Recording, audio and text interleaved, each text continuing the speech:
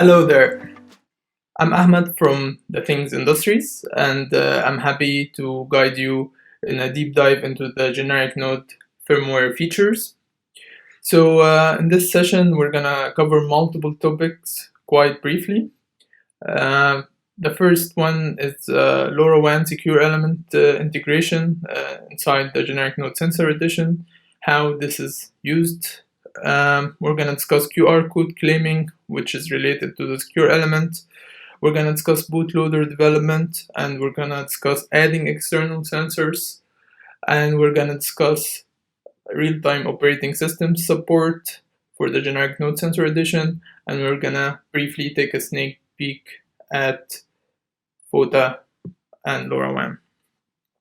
Let's get started with the secure element on board the generic node sensor edition.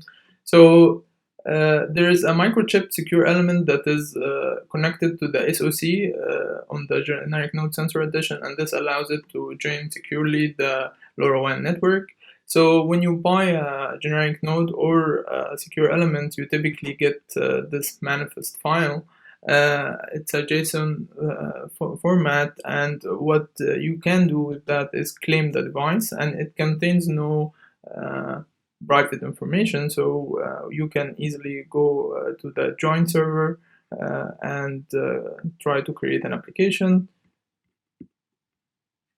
So we're gonna add an application, and we're gonna call it secure element -tbc.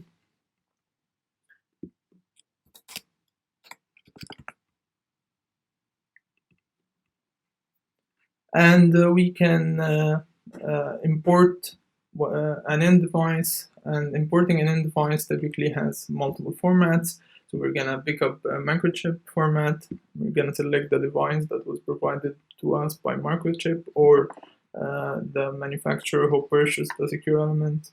And we're gonna set the authentication code to allow for QR code claiming and transfer of ownership later. So we create the device and proceed. So we will find that we have a brand new device here, and you can see that this device app UIs are here, and you can see the dev UI here, and the root key ID, which is the serial number of the device. And you can also see that all the root keys are not exposed. So this is the most secure way of joining the network. Okay, so that is good. Now, how about claiming that device and transferring ownership? So the idea here is that we need to generate a QR code for that. So basically, we can do that through the CLI right now. So basically, I just type this very small command. So let me zoom in a bit. So if we type this command and we tell it that we want to generate a QR code, but we're going to name the application secure element -tbc, and we're going to provide it with the UI of the new device. We can see actually that it generated the QR code here. So you can actually use that QR code with your mobile phone, or use it via the web platform to claim the device and transfer ownership later. This tutorial is already documented heavily on TTI, the Things Stack documentation, and the generic node documentation. Okay, so let's jump to the next topic, which is bootloader development. Currently, the boilerplate of applications that we provide provides you with a basic bootloader application. So this basic bootloader applications provides two functionalities. The first one is jumping to an application. So it can do a specific functionality, and then after some sort of verification, it can actually jump to the application itself. The second functionality is that it allows you to jump to ST internal bootloader that is flashed in all the devices that come from ST, and this allows you to do even more functionalities like flashing the device via UART and using a lot of other features. So if we jump to main.c quite quickly, we can see that we have two states, one jumping to the app and one jumping to ST's bootloader, and you can add more states and according to your custom application. So important part here is that in order to compile a basic bootloader, make sure that you are familiar with the available linker scripts. So the available linker scripts are bootloader linker script and app linker script, and both of them rely on the memory map that you define. So the memory map is basically the origin of the bootloader ROM inside the memory and the size of it, and then the application origin and the size of it. And after you adjust these parameters, you can actually compile using the bootloader linker script, and you can compile the basic bootloader, and you can compile one of the basic application, like the basic LoRaWAN, for example, using the application linker script.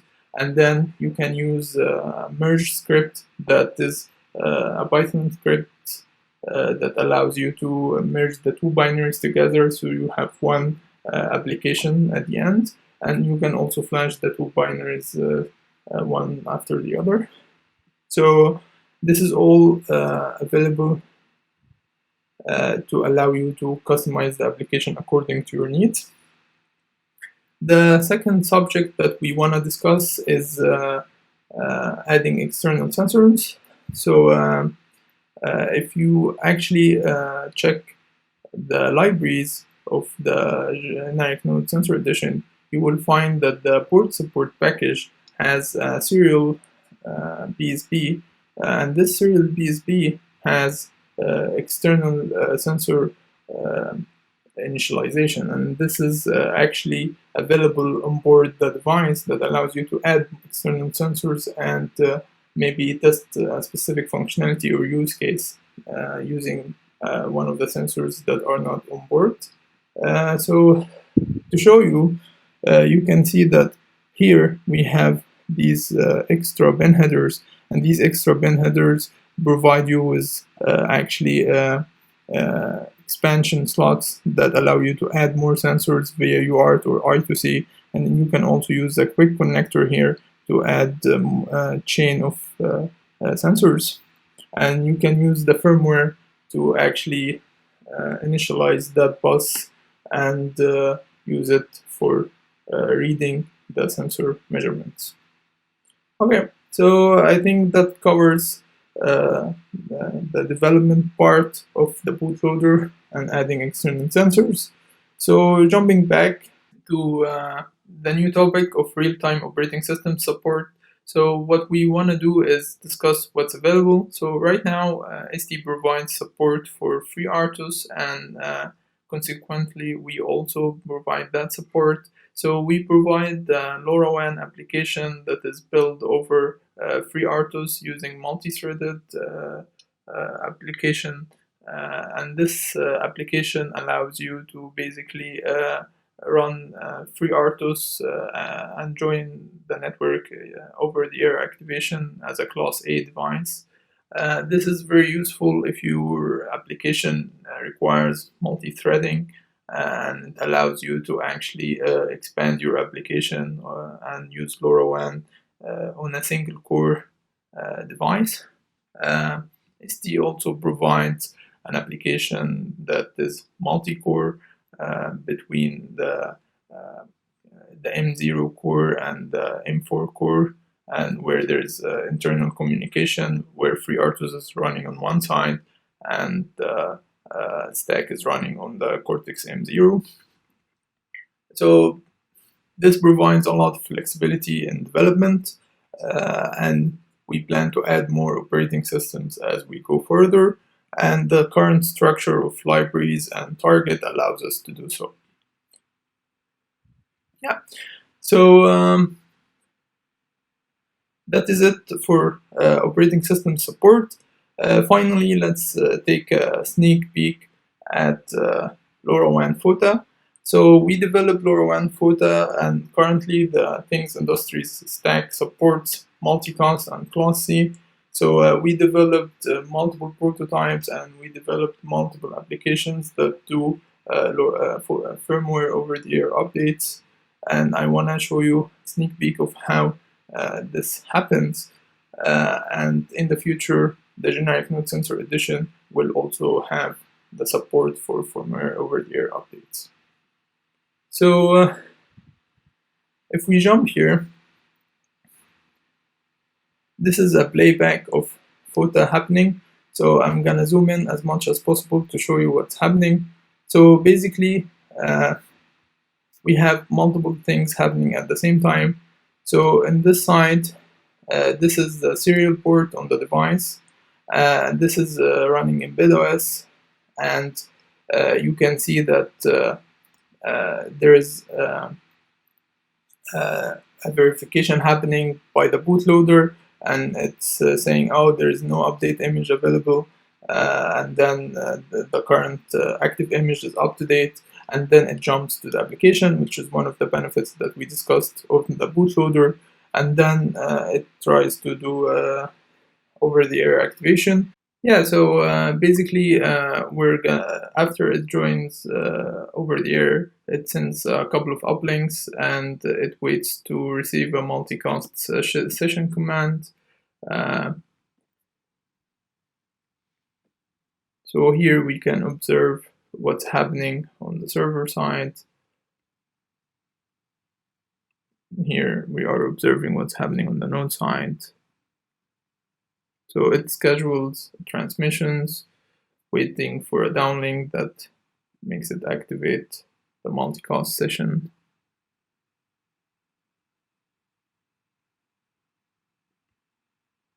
Sending a multicast group.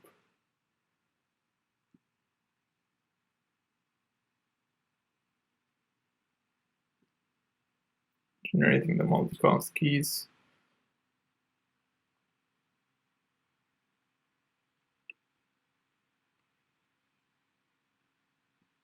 Yeah, and basically agreeing on how the fragmentation is going to take place, and the number of fragments,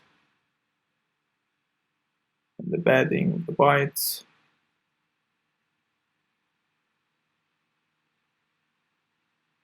Yeah, and this is typically a long process, so since we don't have a lot of time for that, but basically this is all possible because the Things stack supports now multicast and Class C, so you can actually develop your own FOTA application easily, and the update client for the generic node sensor edition is going to have same features, all using the basic bootloader and using the basic LoRaWAN applications that are available.